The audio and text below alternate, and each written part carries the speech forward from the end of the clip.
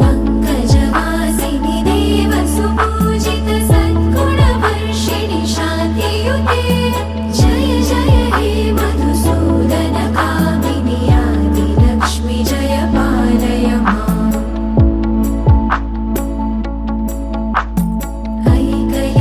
ऐकलिकल्मषनाशिनि कामिनि वैदिकरूपिणि वेदमये क्षीरसमुद्भव मङ्गलरूपिणि मन्त्रनिवासिनि मन्त्रनुते